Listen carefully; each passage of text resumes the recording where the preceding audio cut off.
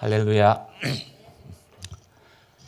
새해가 되었습니다. 새 마음과 또 새 영을 하나님께서 여러분 가운데 부어주시길 주님의 이름으로 축원합니다. 장소를 옮기니까 좀 낯선 느낌이 있네요. 그래서 되도록이면 이게 양쪽 그 사이드는 이렇게 앉지 마시고 두 열로 앉아 주시길 바랍니다. 이 두 열이 은혜가 내리는 자리고요. 금 밖은 은혜를 받지 못해서 이렇게 슬피 울며 일을 가는 자리입니다. 농담입니다. 또 너무 진담으로 듣지 마시고 어쨌든 이렇게 모여주시면 좋겠습니다. 새 일을 행하실 하나님을 저희가 새해를 맞이하면서 항상 기대하게 됩니다. 그런데 이 새 일이 일어나기 위해서는 이제 새 마음과 새 영이 우리 가운데 부어져야 되죠.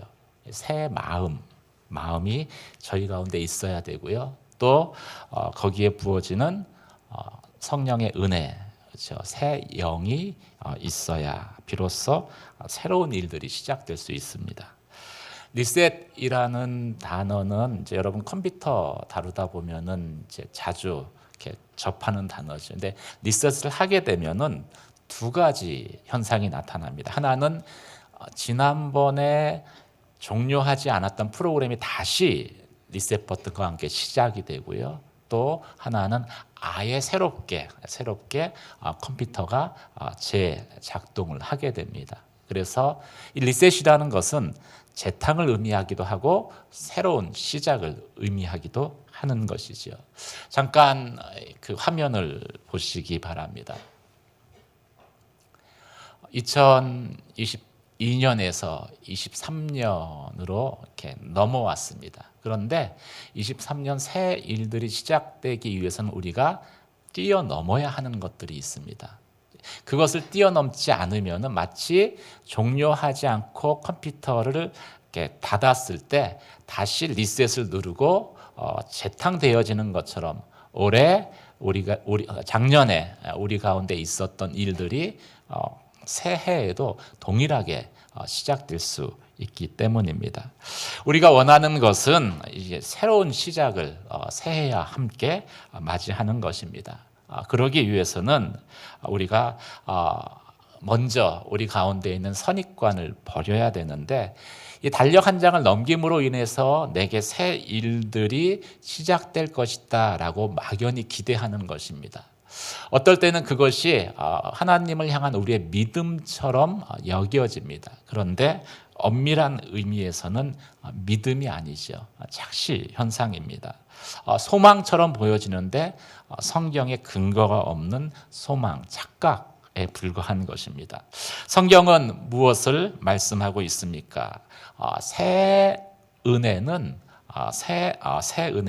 새 부대가 예비되었을 때 부어질 수 있다라고 말씀하고 있기 때문입니다. 새술은 새 부대에 부어지는 것입니다.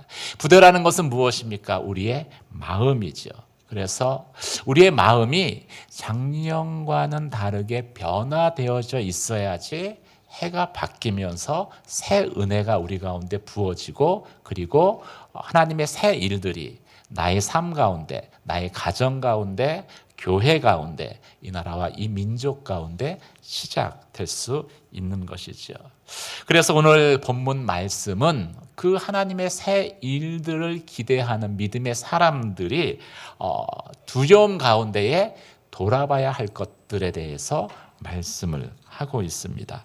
23년을 저희가 새롭게 시작했는데 오늘 말씀을 통해서 우리가 새 마음으로 참 준비되어지고 그리고 하나님의 새 일을 경험하는 저와 여러분이 되시길 주님의 이름으로 축원합니다.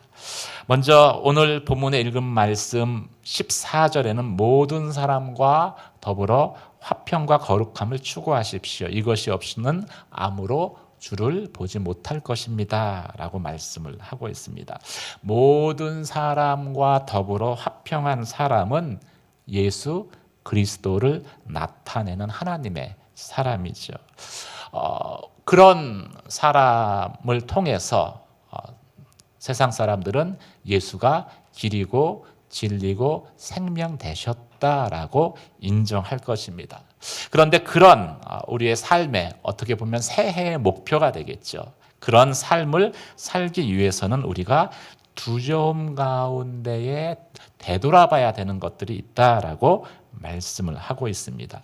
먼저 14절, 15절 말씀을 함께 읽도록 하겠습니다. 14절, 15절 말씀 함께 읽겠습니다. 15절 말씀 함께 읽겠습니다. 시작. 하나님의 은혜에 이르지 못하는 사람이 없도록 주의하십시오.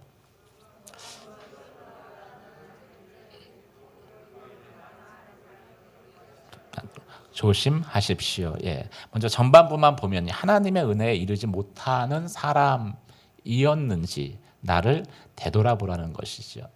교회 안에 하나님의 은혜에 이르지 못하는 사람이 없는지 되돌아보라고 이야기하고 있습니다. 이 말씀은 우리가 하나님의 은혜를 구했는데 그 은혜를 받기가 어렵다라는 것을 의미하는 말은 아닐 것입니다.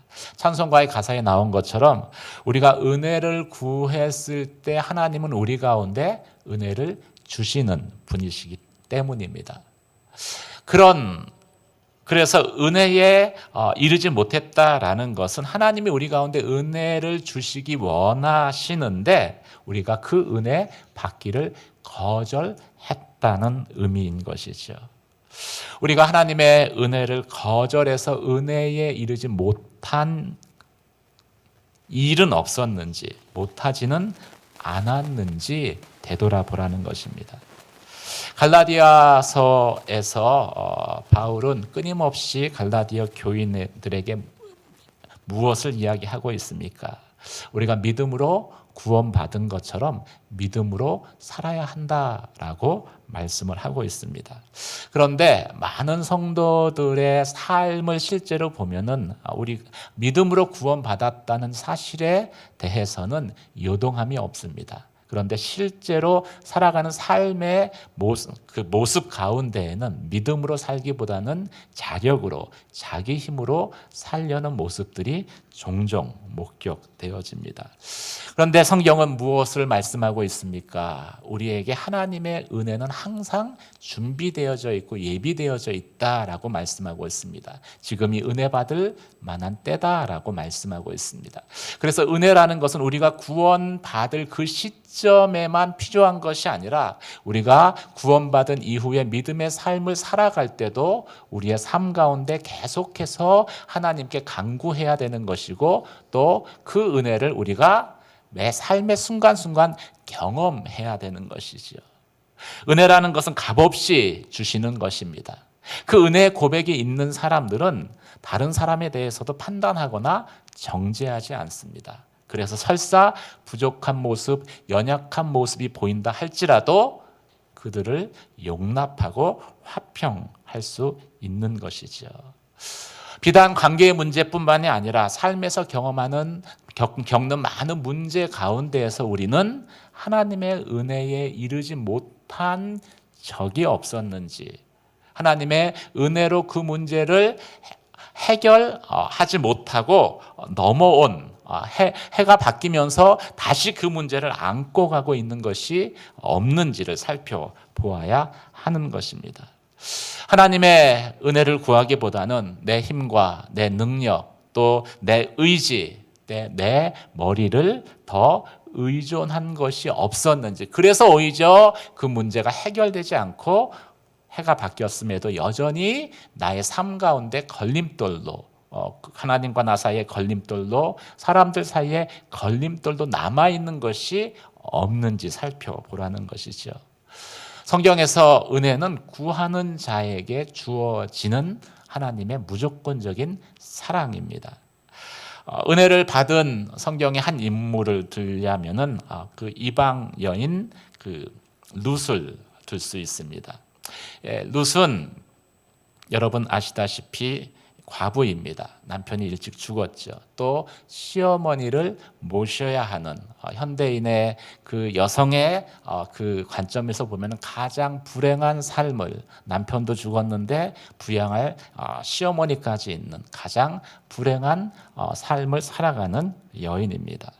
이 여인은 자신의 고향으로 돌아갈 수 있음에도 불구하고 고향으로 돌아가지 않고 베들레헴 땅으로 돌아갔습니다. 거기서 시어머니 나오미를 모시고 살아가죠.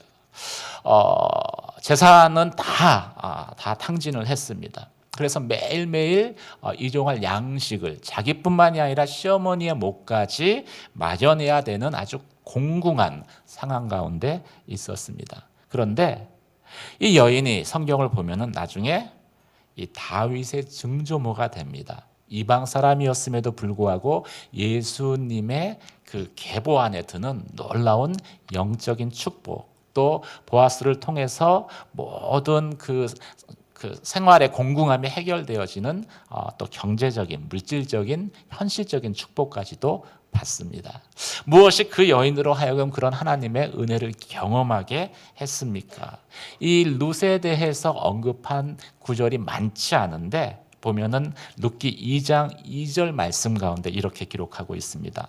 모압 여인 룻이 나오미에게 이르되 나로 밭에 가게 하소서. 내가 네게 은혜를 입으면 그를 따라서 이삭을 줍겠나이다. 나오미가 그에게 이르되 내 따라 갈지어다. 아멘. 그 베들레헴 이 땅에서 그 과부가 밭에 떨어진 그 밀밭에 떨어진 이삭을 줍는 것은 성경에 언급되어진 하나님이 그렇게 하신 과부가 취할 수 있는 당연한 권리였습니다. 그래서 이방 여인 룻이 자신과 시어미 나오미를 위해서 밀이삭을 줍는 것은 어떻게 보면은 당연한 것이었습니다. 그리고 이 밭의 주인도 당연히 떨어진 이삭은 죽게끔 해야 되는 것이죠. 그런데 그 밭에 나가면서 이 룻이 이렇게 고백합니다. 내가 누군가에게 은혜를 입으면 그래서 이삭을 줍게 그러면 이삭을 줍게 될 것입니다. 당연하게 그 받을 수 있는 것이지만 그것을 은혜를 입으면 그런 일들을 이삭을 줍게 될 것이다라고 고백을 합니다. 은혜의 고백을 먼저 하는 것이죠. 그런 은혜를 향한 또 그리고 나에게 이삭을 줍게 한 사람은 내게 은혜를 베푼 사람이다라는 이 고백이 룻에게 있었던 것입니다. 이 은혜에 대한 이런 룻의 믿음의 고백이 결국 보아스의 집에서 이삭을 줍게 되고 보아스와 만나게 되고 보아스를 통해서 다윗의 증조모가 되어지는 그리고 이 보아스를 통해서 삶의 문제가 해결되는 그러한 하나님의 복을 얻게 된 것이죠. 은혜는 구하는 자에게 주시는 것입니다.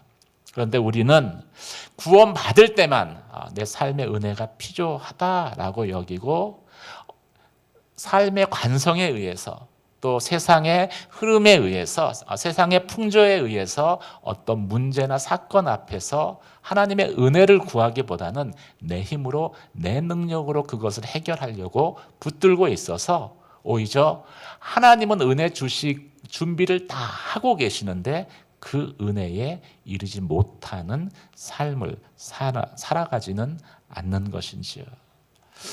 만약 그런 우리의 믿음의 태도가 변화되지 않으면 23년 새해가 바뀌었지만 우리는 여전히 해결되지 않는 문제를 붙들고 씨름할 수밖에 없을 것입니다. 운이 좋아서 문제가 해결되더라도 이것은 내 힘으로 내 능력으로 해결했다라고 자고하게 될 것입니다. 하지만 우리가 하나님의 은혜를 구한다면은 문제가 해결되었을 때 나를 높이기보다는 길과 진리와 생명 되신 예수 그리스도를 나타내게 될 것입니다. 그리고 은혜 받아서 해결되었음을 우리가 알기 때문에 사람들에 대해서도 겸손하게 나아갈 수 있는 것이죠. 화평할 수 있는 것입니다. 사랑하는 양지 성도 여러분, 23년 새해에 하나님의 은혜에 이르는 저와 여러분이 되시길 주님의 이름으로 축원합니다. 은혜를 구하세요. 매일매일 아침에 눈을 뜰 때마다 하나님 내게 베푸실 은혜를 오늘 하루 내가 경험하길 원합니다.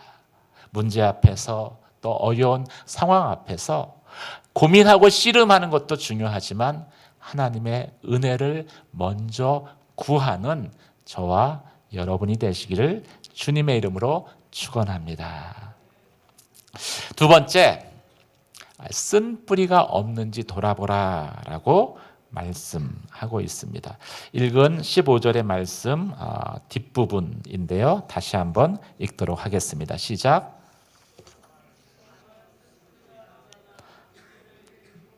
그로 인해 많은 사람들이 더럽혀지지 않도록 조심하십시오. 이 쓴뿌리가 있으면요, 나도 하나님의 은혜를 받지 못하지만 또 다른 사람도 은혜 받지 못하게 합니다. 현대어 성경에 보면은 이 구절이 이렇게 번역되어 있습니다. 여러분 사이에 독초가 생겨나지 않도록 주의하십시오. 그 뿌리에서 나온 싹은 고통의 원인이 되어 많은 사람들에게 해를 끼치게 될 것입니다. 독초라고 번역이 되어져 있습니다. 신명기 29장 18절에 이 쓴뿌리라는 단어가 등장을 하는데 이 독초와 그 쑥의 뿌리가 너희 중에 생겨서 너희 중에 남자나 여자나 가족이나 집하나 오늘날 그 마음이 우리 하나님 여호와를 떠나서 모든 민족의 신들에게 가서 섬길까 염려하며 이렇게 되어져 있습니다. 이 독초 또 쑥의 뿌리, 쓴뿌리 이런 것들은 사람들로 하여금 여호와를 떠나게 만든다라는 것이죠. 그럼 이 쓴뿌리라는 것은 무엇을 의미하겠습니까? 독이 있는 열매를 나타냅니다. 식물적으로는요. 근데 이제 성경에서 말하는 쓴뿌리는요, 이 쓴 마음을 의미합니다. 계속해서 이 독초처럼 독이 쏟아져 나오는 마음의 상태를 이 쓴뿌리라고 이야기를 하죠. 이 쓴뿌리는 어떤 의미에서는 나의 어떤 고집스러운 기질과 연관되어져 있기도 합니다. 교회에 다니지만 그 끊임없이 출애굽한 이스라엘 백성처럼 하나님을 의심하고 또 하나님의 말씀을 습관적으로 이렇게 거스리는 그런 어떤 그 완악함, 그것이 쓴뿌리와 연관되어져 나타나기도 합니다. 또 우리의 삶 가운데 부정적인 경험들로 인해서 형성된 내 마음속에 잠재되어 있는 상처받은 감정들, 이게 또 쓴뿌리가 됩니다. 독초가 되는 것이죠. 과거에 경험했었던 나쁜 경험들, 또 성경의 진리를 벗어나는 잘못된 가르침들, 어떤 충격적인 그 사건의 트라우마, 이런 것들이 마음에 앙금으로 남아 있으면은요, 이게 다 쓴뿌리의 원인이 되어지고 쓴뿌리가 되어서 말이나 행동 가운데 독을 쏟아내게 되는 것이죠. 그리고 이 쏟아낸 독으로 인해서 사람들의 마음을 상하게 하고 그들로 하여금 분노하게 하고 죄짓게 만드는 것입니다. 이 쓴뿌리의 그래서 가장 안 좋은 결과는요, 이 관계를 깨트리는 것입니다. 이렇게 여러분들 주위에도 그런 사람이 있을 수 있습니다. 이 사람만 가면은 이렇게 모임이 깨져버려요. 마음에 해결되지 않는 쓴뿌리를 가지고 있기 때문입니다. 이스라엘 백성들 가운데 쓴뿌리는요, 결국 이스라엘 백성을 믿음의 길에서 떠나게 만들어 버렸습니다. 이스라엘 백성들 안에 쓴뿌리는 40년의 애굽의 노예 경험 가운데 생겨난 부정적인 감정들이었습니다.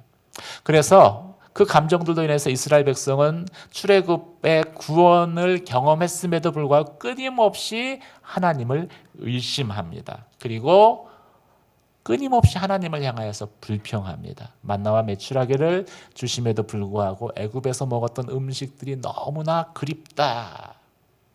애굽의 고기와 애굽의 후추가 너무나 그립다라고 이야기를 합니다. 그런데 사실이 아니에요. 이스라엘 백성이 애굽의 노예로 있었는데 어떻게 고기를 먹고 또 어떻게 그 귀한 향신료인 후추를 뿌려서 그렇게 먹었겠습니까? 근데 마음에 쓴뿌리가 있는 사람은 이 과거조차도 왜곡해서 이해하게 되는 것이죠. 결국 이 쓴뿌리로 인해서 이 쓴뿌리는 이스라엘 백성이 노예로 있었던 400년 동안 형성된 것인데 이 쓴뿌리로 인해서 이스라엘 백성은 매사에 하나님 앞에 수동적입니다. 그리고 감사하지 못합니다. 더 나아가선 출애굽 구원 받았음에도 불구하고 그 애굽의 습성을 버리지 못하고 끊임없이 불평함으로 인해서 결국은 가나안 땅을 목전에 두고도 가나안 땅에 들어가지 못하죠. 그리고 38년을 광야에서 유리하고 방황을 하게 됩니다. 우리의 마음 가운데 하나님과의 관계에서 해결되지 않는 쓴뿌리가 남아있다는 것은 결국 우리의 삶이 광야의 이스라엘 백성처럼 구원받았음에도 불구하고 유리하고 방황하는 그러한 삶을 살아갈 수밖에 없다라는 것을 의미하는 것입니다. 쓴뿌리가 있으면 이 하나님의 말씀이 진리인 것을 알아요. 알지만 행하지는 못합니다. 믿는 것 같은데 불신하게 되고 불평하게 됩니다. 온전한 믿음에 거하지 못하는 것이죠. 이 쓴뿌리는 그래서 나의 문제이기도 하지만 또 이 쓴뿌리는 다른 사람에게도 문제를 일으키게 되는 것이죠. 내 마음의 쓴뿌리가 23년에 내 안에 있었던 그 쓴뿌리가 22년에 있었던 쓴뿌리가 23년 해가 바뀜에도 불구하고 내 마음 가운데 그대로 남아있다면요, 나와의 주변 관계는 작년과 똑같이 그대로 전개될 것입니다. 새 일들이 일어날 수 없는 거예요. 하나님의 역사하심 가운데에도 끊임없이 우리는 불평하고 원망하게 될 것입니다. 우리의 마음에 바라는 바 원하는 바는 하나님이 약속하신 가나안 땅에 들어가는 것이죠. 그 땅의 소산을 먹는 것입니다. 마음엔 원하지만 가나안 땅 앞에서 결국은 광야길을 선택하게 될 것입니다. 사랑하는 성도 여러분, 23년 새해를 시작하면서 내 마음 가운데 해결되지 않은 쓴뿌리가 있는지 되돌아보고 새 일을 시작하시는 하나님 앞에 그 마음의 쓴뿌리를 내어드리고 십자가 앞에서 참으로 그 쓴뿌리에 대해서 죽었다고 선포하시고 새 마음으로 새 일을 행하시는 하나님을 경험하는 저와 여러분이 되시기를 주님의 이름으로 축원합니다. 쓴뿌리가 있는지 돌아봐야 됩니다. 세 번째, 내가 현실에 관심을 두고 있는지 아니면 하나님 나라에 관심을 두고 있는지를 살펴보아야 합니다. 16절, 17절 말씀 함께 읽겠습니다. 시작. 또한 음행하는 사람이나 음식 한 그릇에 자신의 장자권을 판 에서와 같이 세속적인 사람이 없도록 살피십시오. 여러분이 알다시피 에서는 후에 복을 상속받고 싶어 했지만 거절당했습니다. 그가 눈물로 복을 구했지만 회개할 기회를 얻지 못했습니다. 성경은 음행하는 것과 이 먹을 것만을 추구하는 이 동물적 삶은 같은 것으로 취급을 하고 있습니다. 그래서 이 세상에서 보면은 이 가족을 위해서 열심히 일하며 일하며 또 돈을 벌었다라고 하면은 저희는 참 책임 있는 가장이다, 훌륭한 사람이다라고 평가할 것입니다. 그런데 이 성경에서는 꼭 그렇게만은 보지 않습니다. 어떤 의미에서는 회개할 기회를 구하지만 얻지 못하는 불쌍한 사람일 수 있다고 말씀하고 있습니다. 먹을 것만을 추구하는 그런 삶을 살아갈 때 그렇게 보는 것이죠. 이 포르노스라는 이제 원어, 음행하는 자라는 이 원어는요, 베벨로스, 망령된 자와 같은 그 의미군에 속하는 단어입니다. 다 세상에 속하는 사람을 나타내는 것이죠. 그리고 대표적인 사람이 오늘 성경에 언급된 그 에서입니다. 왜 에서를 이렇게 표현을 했습니까? 팥죽 한 그릇에 하나님의 장자의 축복권을 되바꿨기 때문이죠. 이 장자라는 것은 복을 받는 그러한 그 권리도 있지만 또 가정의 영적 제사장의 의무도 가지고 있습니다. 그런데 그걸 그냥 팥죽 하나하고 맞바꿔 버렸기 때문인 것이죠. 당장 눈앞에 보이는 그 이익 때문에, 배고픔 때문에 보이지 않지만 영원한 하늘의 가치를 포기한 에서를 성경은 세상에 속한 자다라고 말씀하고 있습니다. 세속적인 사람이라고 말씀하고 있죠. 우리가 열심히 사는 것은 중요하지만, 성실히 사는 것은 중요하지만 세속적인 삶을 사는 것은 하나님이 원치 않으시는 것입니다. 왜 에서를 세속적인 사람이라고 표현을 했습니까? 순간적인 자신의 배고픔을 달래기 위해서, 그것을 만족시키기 위해서 하늘의 영원한 장자의 권한을 포기했기 때문이죠. 어쩌면 순간에 팥죽을 먹을 때 그 달콤함, 제가 팥죽 먹는 사람을 비하해서 이런 얘기하는 건 아닙니다. 저도 팥죽을 너무 좋아해요. 근데 이 순간의 달콤함 때문에 영원한 기쁨을 버렸기 때문에 세속적인 사람이라고 말하는 것이죠. 먹는 순간에 행복할 수 있습니다. 마치 우리가 탄산음료 마시는 것처럼, 사이다 마시는 것처럼, 마시는 그 순간은 갈증이 해결된 것처럼, 문제가 해결된 것처럼 느낄 수 있습니다. 그런데 사이다를 마시면 더 많은 갈증을 갖죠. 이렇게 돈을 벌면은 이제는 넉넉하니까 만족할 것 같죠. 그런데 세속적인 사람은 결코 만족하지 않습니다. 범만큼 더 벌어야 된다고 생각을 합니다. 그러면서 하나님과는 점점 관계 없는 삶을 살아가는 것이지요. 어쩌면 한순간의 즐거움 때문에, 쾌락 때문에 영원한 기쁨을, 즐거움을 포기하는 삶이 바로 세속적인 그 사람이라고 이야기할 수 있습니다.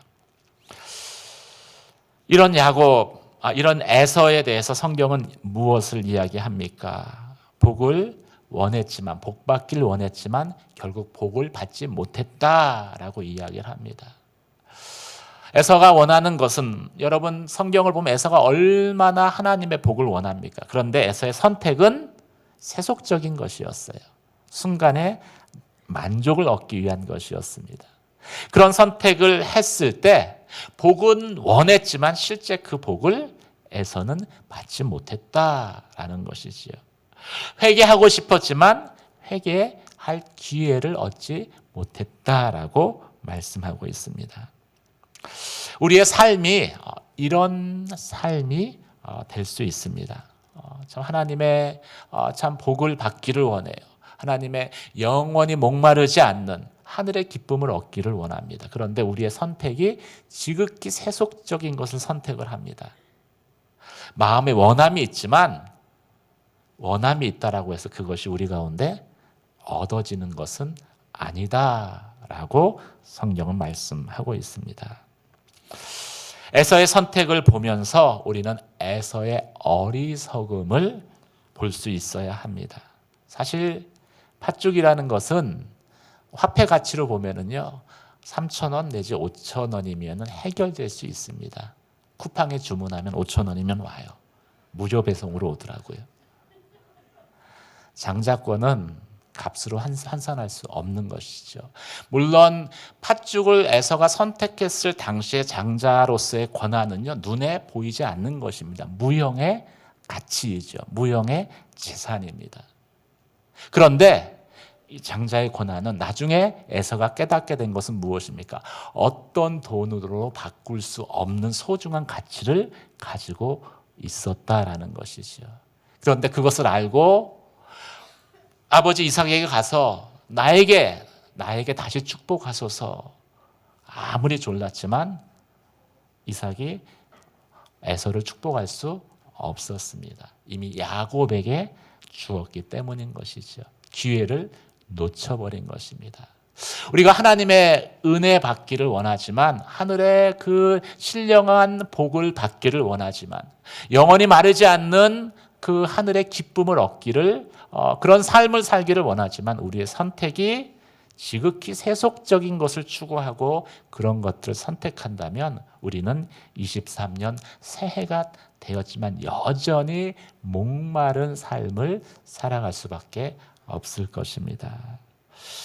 사랑하는 성도 여러분, 하나님께서 우리 가운데 지금이 은혜 받을 때고 구원 얻을 때다라고 말씀하십니다. 그리고 하나님은 우리 가운데 참 새해를 시작하면서 새 은혜를 지금 준비하셨습니다. 예비하고 계셨습니다. 그리고 우리에게 새 부대를 준비하라고 하십니다. 새 마음을 품으라고 하십니다. 그럴 때 새 일을 행하시겠다라고 약속하고 있습니다. 사랑하는 성도 여러분, 22년 그 한 해를, 지난 해를 떠나 보내면서 여러분 안에 쓴뿌리도 떠나 보내셨습니까? 22년을 떠나 보내면서 여러분 내 힘으로 해결하고자 했었던 여러분의 그 잘못된 시도들을 버리고 하나님의 은혜를 매일매일 간구하기로 결정하셨습니까? 새해를 시작하면서 내가 세속적인 선택과 결정을 하는 것이 아니라 하늘의 그 마르지 않는 샘물과 같은 그 은혜를 경험하기 위해서 참 세속적인 것, 눈앞에 보이는 것들을 추구하는 삶이 아니라 하늘의 영원한 가치를 추구하는 선택을 하기로 결정하셨습니까? 그렇다면 하나님은 여러분을 통해서 새로운 일들을 행할 것입니다. 새로운 시작을 하실 것입니다. 그런데 그 마음을 준비하지 않으면요, 23년은 22년의 재판이 될 것이고 또 21년의 재판이 될 것입니다. 오늘 새해를 행하시는 하나님 앞에 새 마음을, 새 부대를 준비함으로 23년 새해에 하나님의 행하시는 크고 놀라운 일들을 경험하는 저와 여러분이 되시기를 주님의 이름으로 축원합니다. 매일 하나님의 은혜를 구하십시오. 그리고 내 마음의 쓴뿌리가 내 안에 자리 잡지 못하도록 순간순간 쓴뿌리가 올라올 때마다 십자가에 죽었다라고 선포하십시오. 그리고 참 세상에 대한 욕심과 쾌락, 그것을 내려놓고 그것으로 인해서 하늘의 그 영적 유산을 놓치지 않도록 하십시오. 그런 삶을 23년 새해에 경험하는 저와 여러분이 되시길 주님의 이름으로 축원합니다. 이 시간 말씀을 생각하며 함께 기도드렸으면 좋겠습니다. 하나님은 우리 가운데 새 일을 행하시기 원하십니다. 새 술을 부어주시기를 원하십니다. 하나님, 새 부대를 준비하는, 그리고 23년을 맞이하는 저와 여러분 되게 하여 주시옵소서. 내 힘으로 해결하려고 하지 말게 하시고 하나님의 은혜를 구하는, 매일매일 구하는 기도를 드리게 하여 주시옵소서. 마음의 쓴뿌리를 온전히 십자가의 앞에 내려놓고 제거하는 삶을 살게 하여 주시옵소서. 그리고 세속의 가치가 아니라 하늘의 영원한 가치를 또 추구하는, 선택하는 그런 믿음의 선택들을 하게 하여 주시옵소서. 함께 기도 드리시겠습니다.